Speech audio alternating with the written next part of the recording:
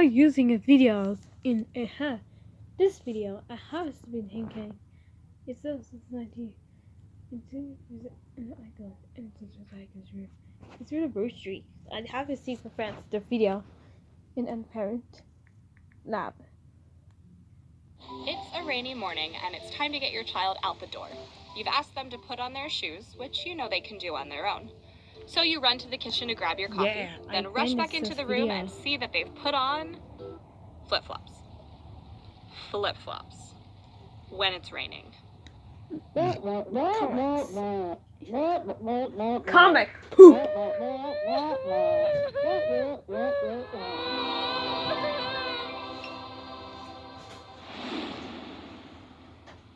Let's pause, breathe, and take a look at a different way we could have handled this situation.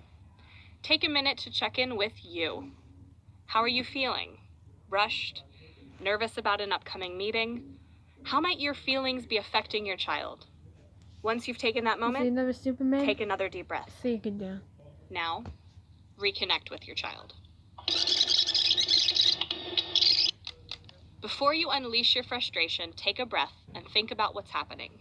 Sure, flip-flops may not be the best choice for rain, but does that warrant frustration? You're having an unusually stressful week at work, which is good to identify because this may be affecting how you talk with your child. On your way to dropping your kiddo off at school, you take the opportunity to reflect on the morning. You begin to remember a similar situation with your own parents when you were a child and they yelled at you about your shoes. What do you wish they'd said instead? When you were yelling at your child, were there any words that came out of your mouth that reminded you of your parents? Take another deep breath and know that it's okay if you didn't handle things the way you wished you could have. It's not only okay to make mistakes, it's great. Mistakes are what help us learn and grow, kids and parents alike. Try to keep these steps in mind the next time the situation comes up. Do your best, reflect back on the process, and recognize what you did better this time, along with anything you'd like to improve.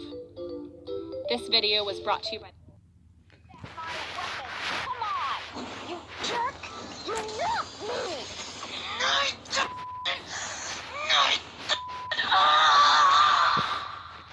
That sounds like my son. It was just like he became this completely different person, if you could even call it that, when he was playing Fortnite. And all I could think was like, who is this? And where did my little sweet boy go that was just a second ago telling me how much he loves me? And all of a sudden now he's like possessed by the devil, and I'm actually kind of afraid of my son. It happens to the best of us. 1 minute, our little cherubs are building castles with Legos and playing My Little Pony.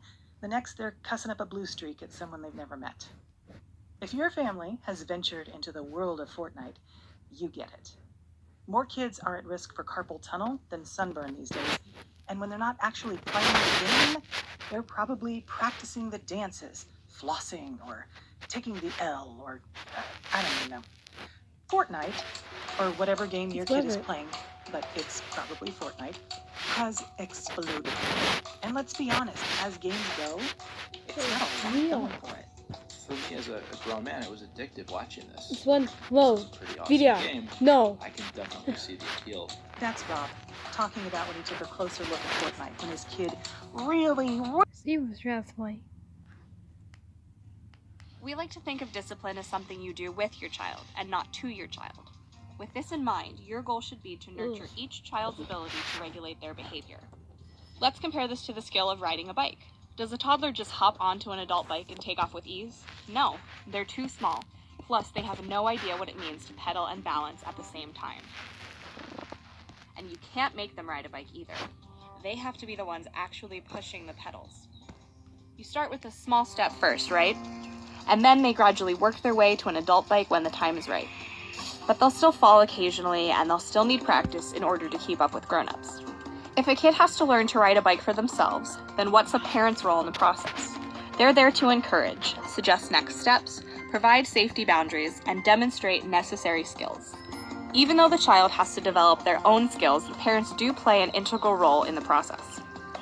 So how does all of this connect with the idea of discipline? Well, just like learning to ride a bike, a child has to learn for themselves how to behave in society. cannot make a child behave the way an adult does, because they don't have the developmental ability or life experience to do so. Just like starting a toddler out on the right size bike, we have to start with realistic expectations for a child's behavior. If you ask them to practice a skill that you haven't demonstrated or taught, then they may get confused. Asking a child to sit quietly through a 90-minute family dinner is like asking a 4-year-old to complete a 10-mile trail ride on their little street bike. Just as in bike riding, different techniques and tools work differently for each child. It doesn't matter how they achieve their riding goals. What matters is that they get there. And what about those biking mishaps? They are signs of risks braved and challenges met. Parents help kids up after they've fallen, apply bandages, and ask kids what they can do differently next time to avoid a crash. Just as parents can coach kids through behavioral missteps. Remember, what may look like intentional misbehavior is often just part of development and learning. Kids are constantly testing their emotional balance and trying to see what limits are safe for them as they grow. They don't have enough practice or life experience to know that having a meltdown in the middle of a grocery store is not okay. So how do we handle those meltdowns and misbehavior? With patience. Let your child vent their emotions safely, help them clean up the mess they created, and encourage them in their efforts to do better next time. Finally, it's important to acknowledge that even we as parents fall off our bikes sometimes. We can get a little scraped up when we lose our emotional balance, or try new things, or brave new challenges. But that's okay, we're human. And we can still set amazing examples for our kiddos by getting up, acknowledging our pain, practicing a little self-care, and mending any relationships that our behaviors may have hurt. This video was brought to you by the Focus. Kangaroos. I remember 19 years ago. The science of sleep explains one of our body's most basic functions and can help us become better rested. Scientists have observed that there are 2 processes involved with how we fall asleep: the homeostatic process and the circadian rhythm. We call this the 2-process model for sleep. The homeostatic process can also be called sleep pressure, or that feeling of being tired. Our bodies need sleep to function properly, all the way down to the cellular level. So if we go too long without shutting down for rest, sleep pressure builds up in our bodies. In infants, that pressure builds quickly, which is why they nod off throughout the day. As we grow, sleep pressure builds up more and more slowly, which is why children can stay awake for longer periods of time before they need a nap. The circadian rhythm is the body's internal clock and is set around the Earth's 24-hour rotation. This process depends on environmental cues, most notably light. As the sun begins to set, our bodies release a hormone called melatonin, which signals our brains that it's time to start getting ready for bed. When the sun comes up the next morning, it brings with it the blue light that signals our brains to wake up and be active. To help us visualize this, let's take a trip out of the bedroom and down the block to the sleep carnival. The homeostatic process is like a roller coaster that has ups and downs, but moves in a continuous motion. As the roller coaster travels upward, it slows down, just like our bodies start to slow down when we feel the need to sleep. The pressure builds and builds, like a roller coaster getting steeper and slower, until we can't stay awake any longer. At that pinnacle, we plunge down into sleep, allowing our bodies to return to homeostasis. Then think of the circadian rhythm, the body's internal clock, like a Ferris wheel. It begins its rotation as the sun comes up. Sunlight and warmth signal our bodies to awaken and we begin to rise. Then, the sun starts its descent and tells our bodies it's time to start winding down and preparing for sleep. As our Ferris wheel approaches the bottom, the brain's internal clock in the hypothalamus triggers the pineal gland to release melatonin into our bloodstreams and cerebrospinal fluid, which is a big word for the liquid surrounding our spines and brains. At the end of the cycle, we're getting off and scurrying to bed, and in the morning, it all repeats. These 2 processes happen at the same time and can either work together, helping to promote the highest quality of sleep, or against one another, which can lead to sleep deprivation and sleep issues or disorders.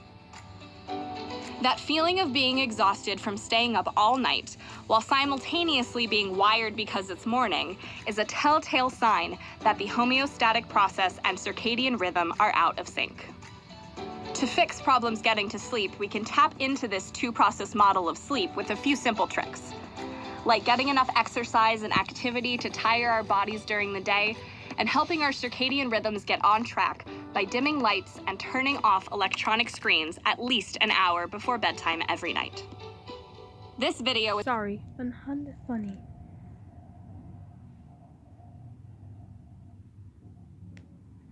really important to teach your children safe technology.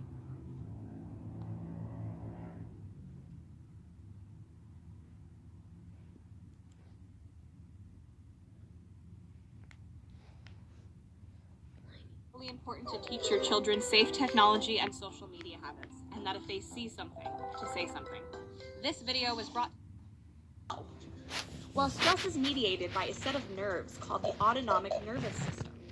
The autonomic nervous system has two parts, away from digestion and makes eating a less enjoyable experience.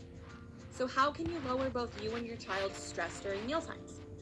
Think about food in a different light and try and focus on a different mealtime goal. One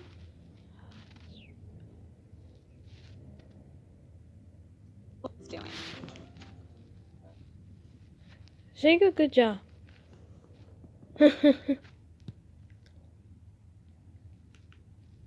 We want to raise great kids. Our ultimate goal is growing them into caring, compassionate adults, right? So how can we help them get there?